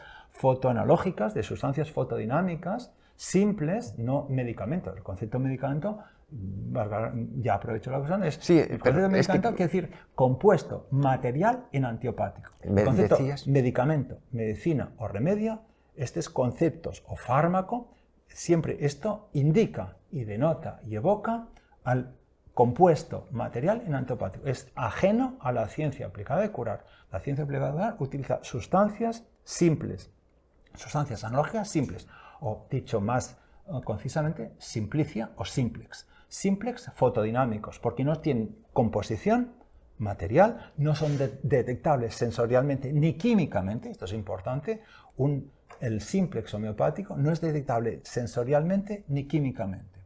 Tiene una energía fotodinámica que nuestros ojos, nuestros sentidos ultrapasan. En cámaras de detección especiales sí que es posible detectar su frecuencia electromagnética, pero nuestros ojos no pueden detectar, sensorialmente no detectamos en un glóbulo de sacarosa dinamizado, impregnado del principio activo de la sustancia correspondiente, nosotros no detectamos.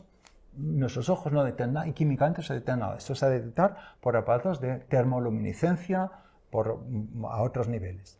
Digo esto porque en este caso el trabajo, o sea, conocer los síntomas y signos modalizados de la persona, conocer muy bien la materia médica para poder ajustar precisión de forma muy cuidadosa cuál es el simple que se adecua mejor o máxima tecnología a los signos y síntomas modalizados de la persona. Hablamos de signos y signos modalizados, no hablamos de dolor de cabeza. Hablamos de dolor de cabeza de tal tipo, en tal zona, que mejora con esto, que empeora con aquello y que va asociado a tal otra cosa. No hablamos de me duele la espalda, pero dolor de espalda, sí, ¿cómo? ¿Dónde? ¿Cuándo? ¿Cómo? ¿Mejor al estirarte o mejor al sentarse? ¿Y con qué? ¿Asociado a qué más? Y hablamos, cuando decimos modalizado, con toda la riqueza argumental asociada, cuando digo argumental, de arguí, de luz asociada para tener claridad de lo que hemos de tratar.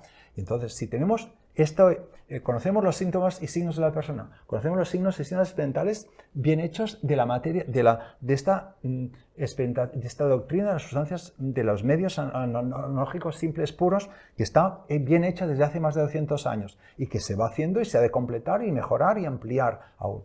Entonces sí que podemos hacer este proceso de aplicar el principio de la similitud, en este caso la simplicidad inherente, y esto comporta este fenómeno de modulación de amplitud de fase ondulatoria óptica terapéutica, que es algo que hasta ahora no se había explicado, nadie que yo sepa, modestamente, lo había formulado así, pero que es algo muy simple que la óptica y la física de hoy en día, del siglo XXI, perfectamente tiene, y la matemática tiene perfectamente estipulado, comprobado, que es la base del borrado y de separación gradual y progresiva de las unidades disemorrésicas semiológicas naturales por esta sobreimpresión terapéutica de esta unidad disemorrésica semiológica experimental sobre lo natural que explicito visiblemente a través de este pequeño esquema de esta diapositiva.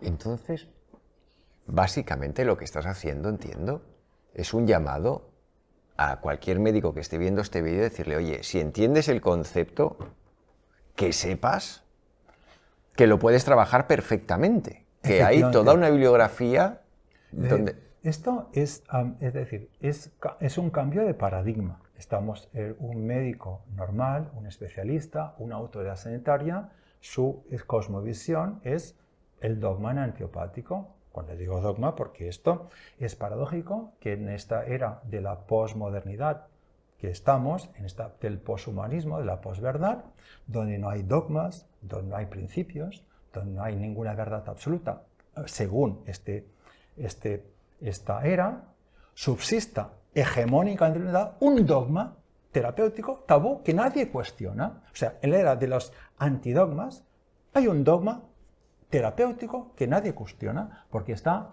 explotado, impune y lucrativamente por el capitalismo médico y no interesa que nadie lo cuestione.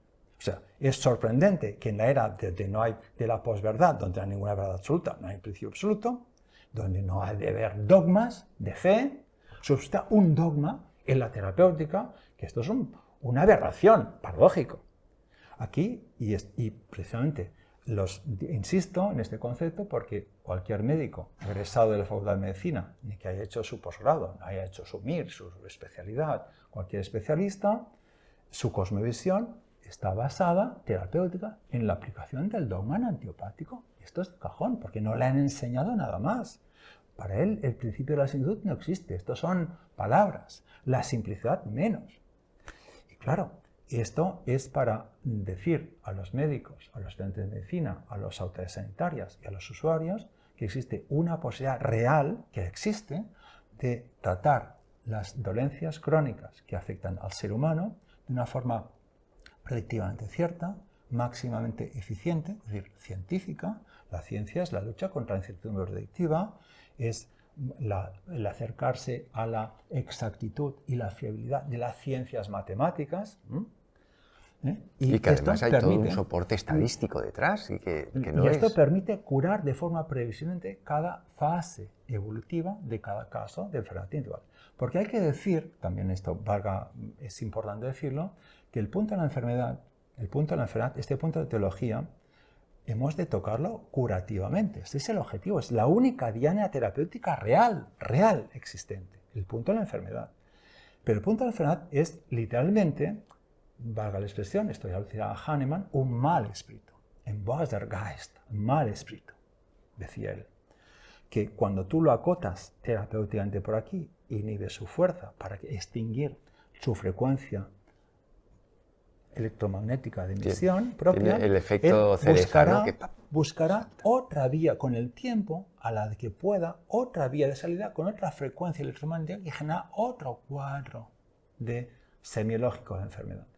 Por eso, es decir, en lo que se trata es de, como el punto de la teología no se puede curar al 100%, porque lo que antes habíamos dicho, que nos dejaremos ser mortales, hay que seguir siempre la evolución de la persona para saber en cada fase evolutiva de la persona, saber y poder, si es que es necesario hacerlo, acotar el punto de la enfermedad de forma máximamente eficiente, haciendo que esta persona goce de la máxima salud y calidad de vida a lo largo de su vida.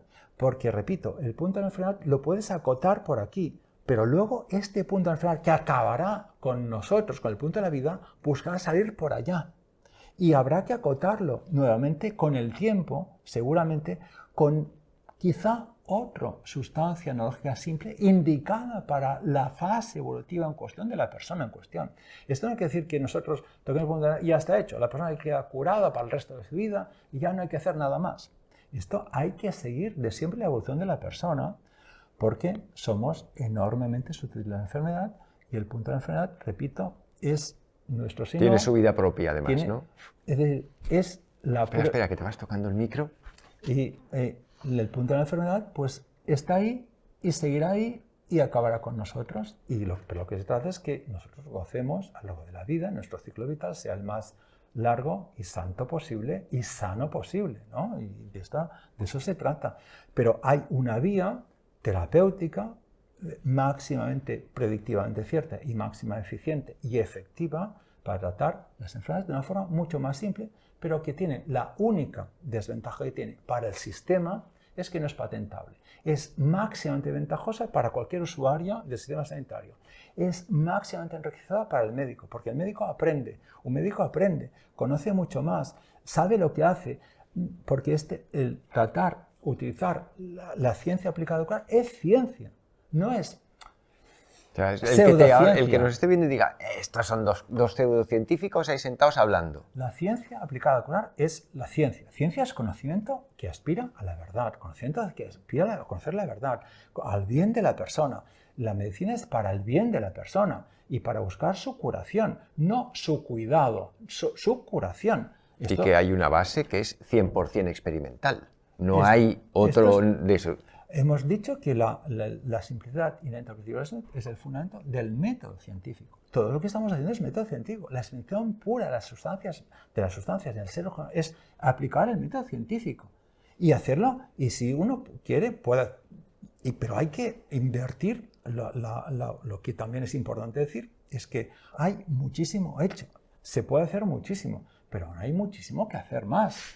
Para, sobre todo, como los humanos los médicos somos humanos, para acertar más en la unidad, en el establecimiento de la unidad diagnóstica terapéutica de cada caso. Hemos dicho que el acto médico en la ciencia aplicada al curar no se basa en hacer diagnósticos, el diagnóstico nosológico y aplicar pues el esquema terapéutico, el protocolo terapéutico de rutina. Se trata de llegar a la unidad diagnóstica terapéutica de cada caso individual. Esto implica precisar de forma inequívoca cuál es, desde todas las sustancias, cientos de sustancias experimentadas, sustancias analógicas simples experimentadas, cuál es la realmente indicada en esta fase evolutiva de esta persona, de este caso individual de enfermedad, del caso de enfermedad individual. Y esto, a veces, los humanos, uno puede no acertarlo de entrada, puede no acertar directamente y luego tener que rectificar o ajustar en base a la evolución de los síntomas. Y por eso, esto requiere un estudio, un seguimiento del caso. Un aprendizaje. Y esto es una formación, por supuesto. Pero a fin y efecto de ser mucho más precisos, de mucho más exactos, de mucho más eficientes, y para no errar. Humano es errar, quien tiene boca se equivoca y los humanos todo es perfectible, pero para acertar más de entrada y mejorar para bien de la persona es importante invertir más dinero en investigación básica en este ámbito, en el ámbito de la aplicación terapéutica de la simplicidad inherente al principio de la similitud, lo cual no se hace. Hoy en día, lamentablemente, no se hace, no se destina ni un de nivel público, no se destina ni un céntimo de euro a ello. Todo se hace por amor al arte y se sigue haciendo a pequeño nivel para mejorar el conocimiento, pero esto no se hace. Y esto por eso es un deber epistemológico de conciencia hacerlo para bien de la humanidad, porque esto estamos hablando es algo que es patrimonio de la humanidad. La ciencia aplicada al curar no es de un laboratorio. Ya hemos dicho que no es patentable. Esto es el fruto de la evolución del espíritu humano, del conocimiento humano, del devaneo espiritual humano para buscar auxilios, socorros realmente curativos, que sean, pero curación previsiblemente cierta y máximamente eficiente de cada caso de enfermedad individual.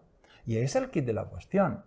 Pero todo eso está basado en la fotónica, en la fotodinámica, y en la física y en la óptica de hoy en día, y pienso que es incontestable, irrefutable. No está mal que yo lo diga, pero es que esto...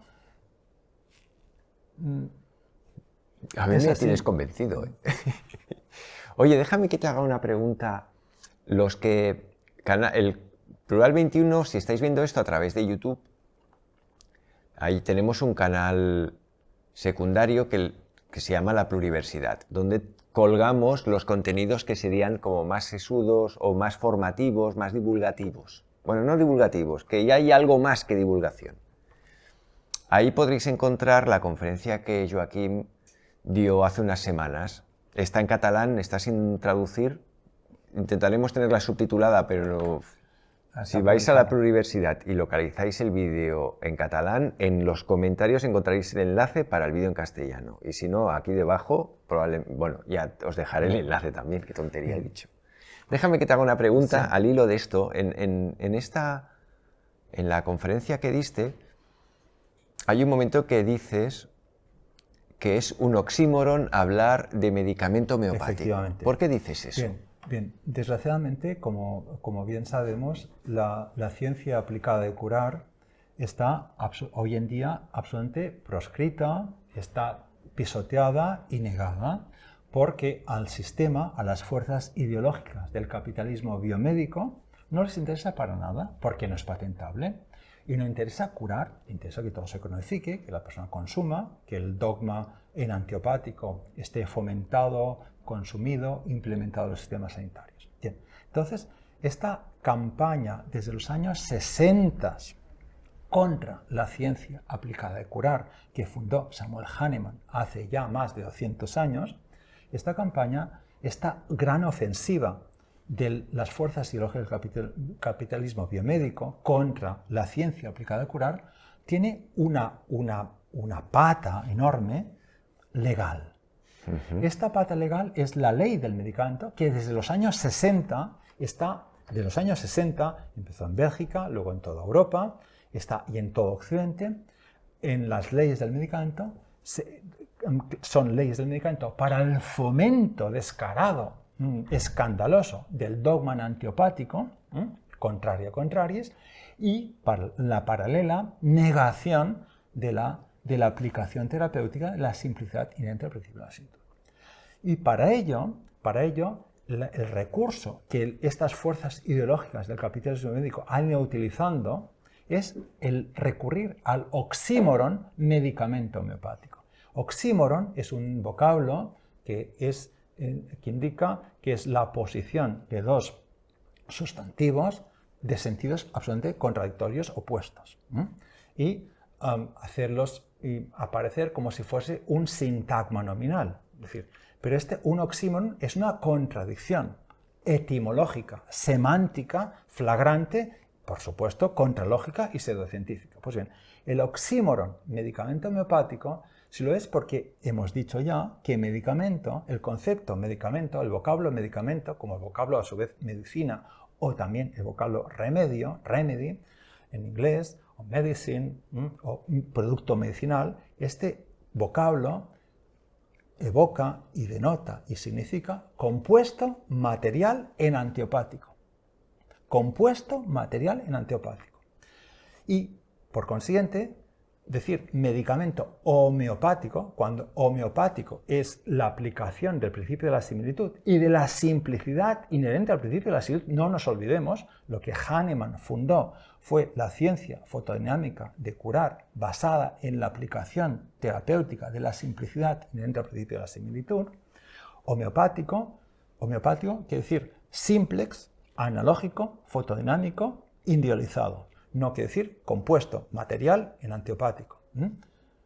Digo esto porque el oxímoron medicamento homeopático es un recurso que utiliza el capitalismo biomédico a través de las leyes del medicamento para confundir soberanamente el mundo mismo de la homeopatía y hacer creer que ellos en la homeopatía se utilizan medicamentos homeopáticos, lo cual es una aberración semántica, etimológica y científica.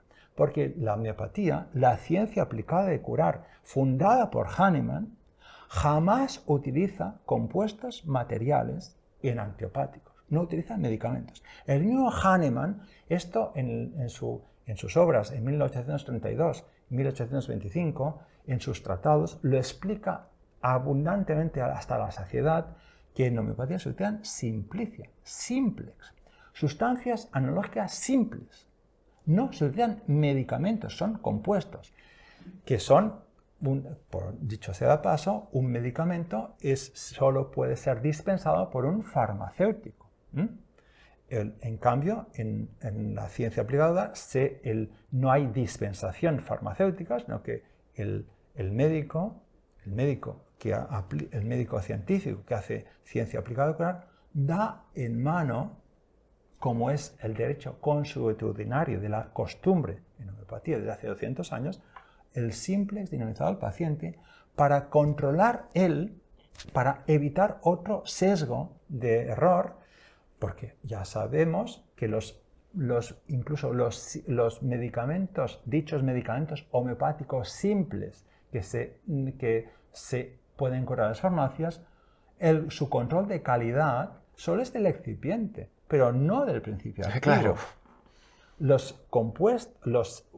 Dichos medicamentos homeopáticos, entonces digo esto porque es fundamental que el médico científico que aplica la simplicidad inherente al principio de la similitud en cada caso de enfermedad individual tenga control de algo tan sagrado, tan básico, que es la calidad dinámica del principio que aplica, que da al paciente. Porque si uno no sabe si el simple administrado o dado a la persona tiene plena capacidad, el médico no se puede fiar, no tiene fiabilidad sobre su fuerza, digamos, terapéutica, sobre energía, entonces ya no sabe qué está haciendo y ya se introduce otro factor de confusión que hay que evitar.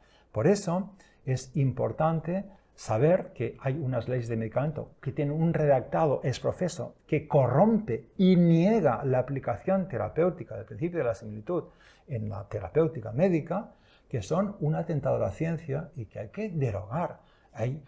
Las leyes, y esto no son leyes, la ley del medicamento en España es la misma que existe en Alemania o en Suiza, que no forma parte de la Unión Europea, o en Estados Unidos, y son leyes que se han aprobado en parlamentos sin ninguna oposición, sin ningún debate, unánimemente, porque así funciona todo, por esta inconsciencia de la importancia de la simplicidad inherente del principio de la similitud, por supuesto de los políticos y de sus asesores médicos, porque todos son de la misma calaña, por decirlo así, con perdón, y entonces existe las leyes del medicamento vigentes hoy en día, en vigor hoy en día, aquí en España, por supuesto, y en Europa, y en Occidente, en Estados Unidos, y en Sudamérica, y en la India, y en todo el orden mundial, son leyes del medicamento que son un atentado absoluto a la simplicidad inherente al principio de la similitud y a su aplicación terapéutica, que es, como hemos dicho hasta la saciedad y repetido, es el fundamento epistemológico del método científico, del diagnóstico, del pronóstico y de la ciencia aplicada al curar, de la curar de forma previsiblemente y máximamente eficiente en cada caso individual, ante lo cual no hay conciencia. Por eso este debate, esta charla, que agradezco mucho que la hagamos, es para abrir la conciencia a las personas de esta realidad tan negativa para la salud de los usuarios de los sistemas sanitarios, cuya terapéutica médica que reciben es absolutamente, con todos los respetos, errónea, incompleta, insatisfactoria para tratar las dolencias crónicas con las cuales estos usuarios acuden a los sistemas sanitarios en busca de remedio y de solución. Y así estamos. Es decir, pero ¿qué ocurre? Poderoso, caballeros don dinero, y donde hay dinero, pues ahí se explota impunemente. Y hay una enorme ofensiva, no solo hay una grandiosa ofensiva, pues y ya, por supuesto, pues institucional, gubernamental, financiera, de la farmaindustria, ilegal y legislativa, contra la ciencia aplicada a curar. Y ahí entra también lo que es la llamada la pseudohomeopatía. La pseudohomeopatía es otra forma, como la medicina integrativa, otras formas del sistema, que sea del sistema, para hacer que no haya conciencia de algo tan fundamental, tan científico, como es la la científica simplicidad, es decir, la simplicidad inherente al principio de la similitud y su aplicación terapéutica. Es lo cual estamos luchando. Si esto no hay conciencia, pues no hay... todo seguirá igual. Y esto es lo que hay que revertir gradualmente y poco a poco. Y esta charla, estas palabras son para tomar conciencia de dos cosas. Que la educación y la formación médica, contrariamente a lo que los usuarios del sistema sanitario o los telespectadores opinen, está absolutamente sesgada porque hay un sesgo de omisión gravísimo, que es la no enseñanza de la simplicidad inherente al principio de la salud y su aplicación terapéutica. Esto en primer lugar. Los médicos tienen una concepción, una cosmovisión terapéutica absolutamente sesgada y que se traduce en un tratamiento de las enfermedades absolutamente erróneo, con todos los respetos, y parcial e incompleto, lo cual hace que cada día haya más necesidad de médicos, más hospitales, más CAPs, más inversión, porque claro, las cosas no se curan nada, solo se cronifica y se complica con el tiempo. Y en segundo lugar, lo que quiero enfatizar es que aparte de esta no enseñanza, luego hay toda una legislación asociada que todavía le pone más palos a la rueda. Que corrompe y niega explícitamente la aplicación terapéutica de la simplicidad inherente al principio de la similitud. Y esto es algo de denuncia flagrante para que todos los médicos científicos y todos los profesionales de la sanidad que tengan un mínimo de conciencia científica han de ser conscientes para intentar esto revertir para bien de la humanidad, porque lo que está en juego es la salud de las generaciones futuras, porque insistamos, la simplicidad inherente al principio no tiene una dimensión a su aplicación terapéutica, sino profiláctica y preventiva.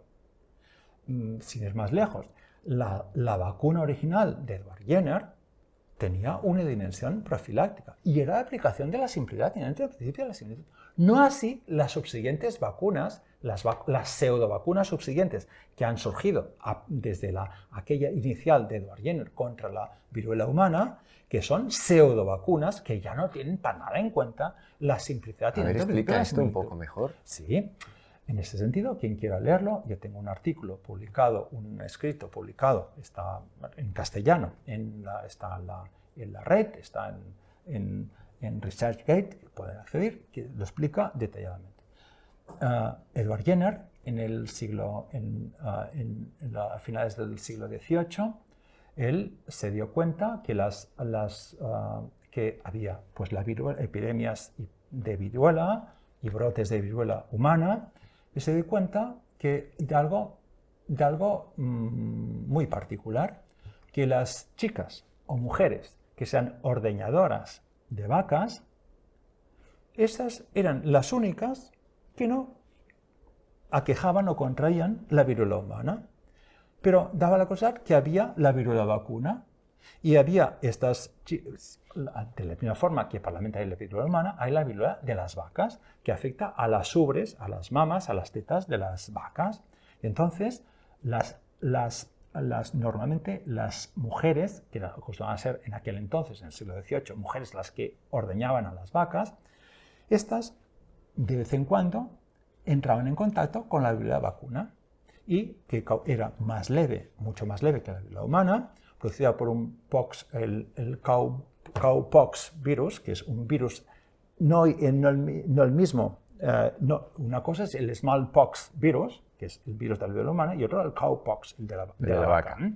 Pues es un virus muy similar, como si fueran dos variantes de un mismo virus, dos variantes. Una que produce la viruela vacuna y otra la viruela humana. Pues bien, las ordeñadoras de la viruela vacuna quedaban afectadas casi siempre, alguna vez que otra, a lo largo de sus años de ejercicio. Sí, se ponen en contacto con las vesículas aquellas. Contraían a nivel de su mano o avambrazo o antebrazo, unas vesículas, una pequeña inflamación, y esto era todo, y ya está. Pero resultaba que estas eran las únicas que no contraían jamás la viruela humana. Entonces, Edward Jenner, este médico que en principio era era médico estándar, dio esto y dijo, bueno, pues hagamos una cosa. Si las ordeñadoras, a partir de contraer la viruela vacuna, su susceptibilidad a contraer la viruela humana queda anulada, vamos a coger material de pústulas de las vacas, de la viruela vacuna, y la vamos a inocular a personas sanas que no han estado aún en contacto con la viruela humana, a ver qué ocurre. Y empezó a hacer primero en un niño, luego en personas jóvenes, en grupos de personas, a inocular personas que no habían estado aún en contacto con la viruela humana, a inocularles material pustuloso de la viruela vacuna. Y entonces se observaba que estas personas había brotes de viruela humana y no las cogían. Y luego, incluso cuando las inoculaban material, luego hacían experimentalmente a estas personas ya que habían contraído la viruela, que se les había inoculado la viruela vacuna, al cabo de unos años, se les inoculaba, sean 10, 15 o 30 años después, como se hicieron experimentos en Inglaterra esto. Viruela humana, no la cogían, no la contraían, así como la viruela humana podía ser muy grave, a veces mortal, que tenía complicaciones en la piel y también respiratorias y neurológicas y oculares de muchos niveles. La persona que estaba vacunada con la viruela vacuna viene, la palabra vacuna, el concepto de vacuna viene de vaca, pues estas quedaban la susceptibilidad a contraer la viruela humana desaparecía. Eso es el principio de la similitud. Es decir, en la persona sana, si nosotros aplicamos la viruela vacuna, el material de viruela vacuna con una frecuencia resonante muy, muy débil, es material, el punto de la enfermedad extingue la susceptibilidad a desarrollar la viruela humana. Estamos en lo mismo. Es decir, al aplicar, el punto de la enfermedad de los humanos, el ser humano es susceptible a la viruela vacuna. Todos los seres humanos son susceptibles a la viruela vacuna. Entonces, si nosotros, un ser humano que es susceptible a la viruela de las vacas, que no ha contraído la viruela humana, un buen día se le inocula la viruela, la vacuna de la viruela de las vacas, ¿qué ocurre? Que esto incide en el punto de la enfermedad y su susceptibilidad, que también emana de este punto de la enfermedad, se extingue. Entonces esta persona, ni que entre en contacto un día con la viruela humana, no la contrae, no la desarrolla, porque la viruela vacuna, como frecuencia electromagnética más fuerte que la susceptibilidad, no que la enfermedad, que la susceptibilidad al es superior, una afección dinámica más fuerte, la viruela vacuna extingue otra más débil, la susceptibilidad a desarrollar la viruela humana. Y por eso, pero esto aplicado antes que la persona pueda contraer, sea expuesta a la viruela humana. Si la persona ya está desarrollando la viruela humana, no tiene sentido vacunarla de la viruela vacuna, por supuesto. Bien, digo esto porque a nivel profiláctico es exactamente igual. La beladona, todos sabemos que la escarlatina, ha habido brotes de escarlatina. Beladona es una sustancia de reino vegetal que tiene unos alcaloides que experimentados en los exploradores tóxicos, que se pueden experimentar en la persona sana, así se ha hecho, y la beladona experimentalmente en el sujeto sano desarrolla un cuadro semiológico, es decir, de signos o síntomas cutáneos, respiratorios, generales del sistema nervioso, muy similares al cuadro de la escarlatina. Entonces, esto se ha hecho y se hizo, que históricamente había brotes de escarlatina, antes de haber antibióticos y penicilinas y similares, pero de los médicos científicos que conocían la aplicación de la simplicidad y la similitud, dando beladona a los niños o personas que podían un día estar expuestas a esos brotes, estas personas no desarrollan nunca la escarlatina. Igual con el cólera. El cólera igual con la fiebre amarilla. Hay Arsenicum album o Carbo vegetabilis son sustancias analógicas simples experimentadas que son capaces de producir un cuadro similar a la fiebre amarilla.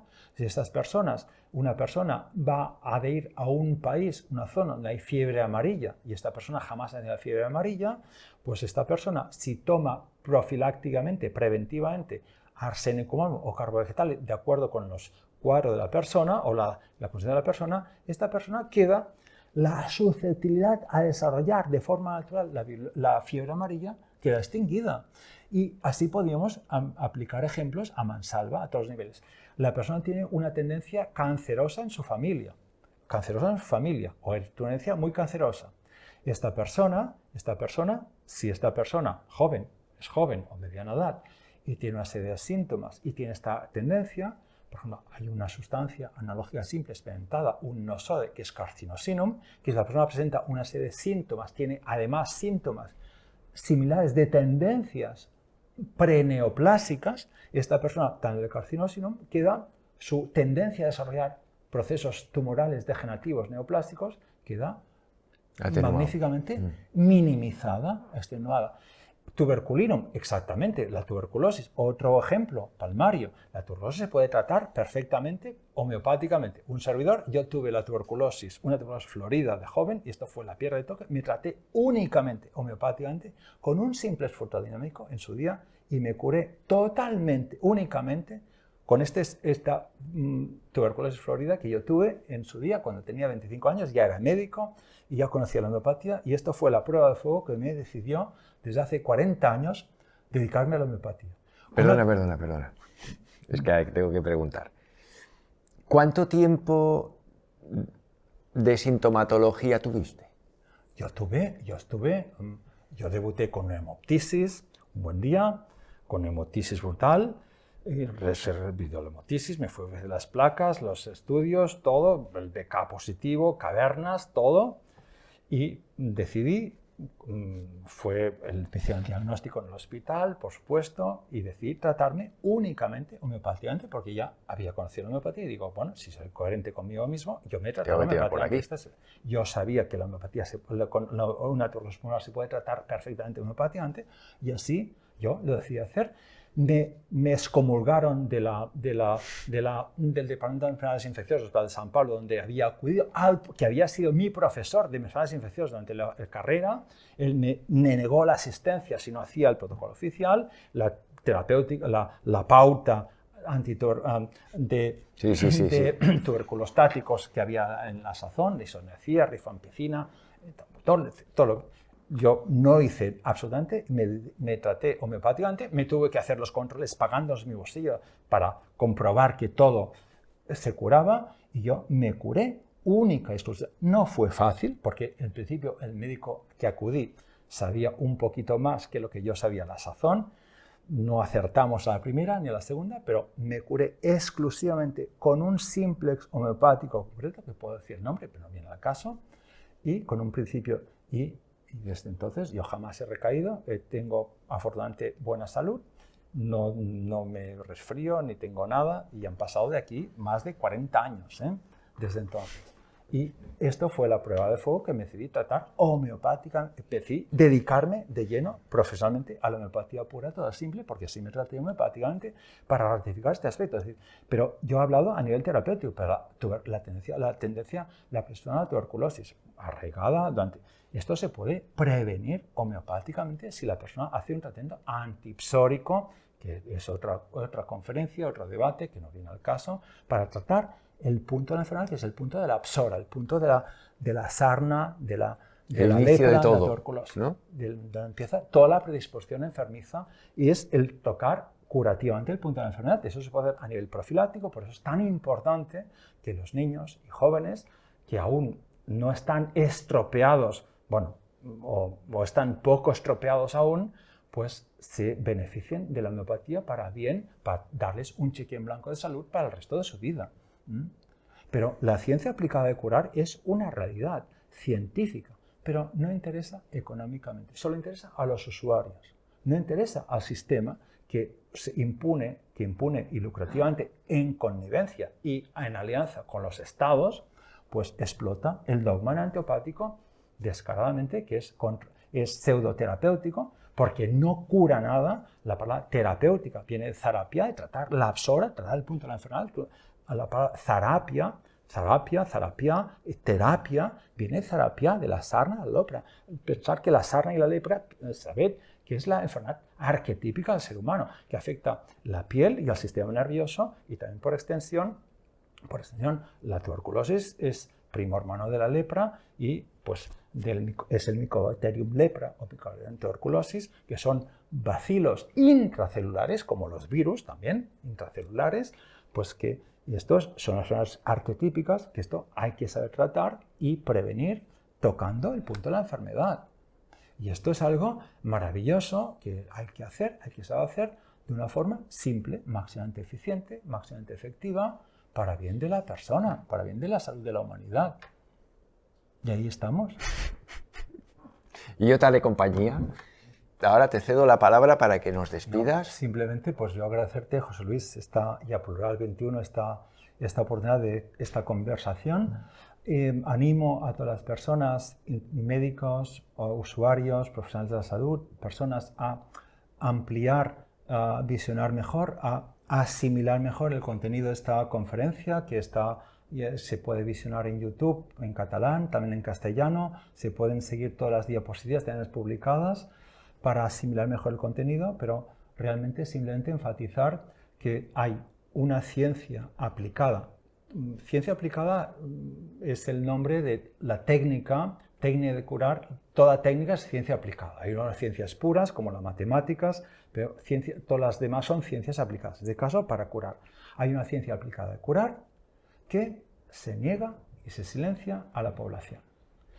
¿Y quién la niega? Pues los intereses económicos lucrativos del sistema, de la superestructura y las estructuras hegemónicas dominantes, son las fuerzas ideológicas del capitalismo biomédico, las cuales, como hemos dicho y repetido, explotan impune y lucrativamente el dogma enantiopático, este dogma pseudoterapéutico y pseudocientífico, que solo es capaz de proporcionar paliaciones transitorias, pero siempre y sin excepción agrava y complica la base crónica patológica que aqueja la persona así tratada, y que además tiene la desfachatez. Estas fuerzas se han conjurado para legalmente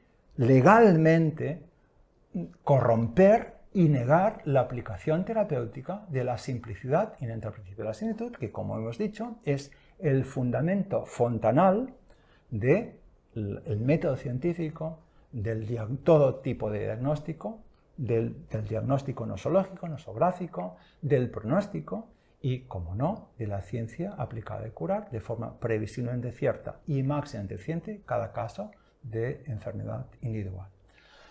Simplemente nada más. Muchas gracias por la atención y por la paciencia, y muchas gracias, repito, a Plural 21 y a José Luis por estas charlas.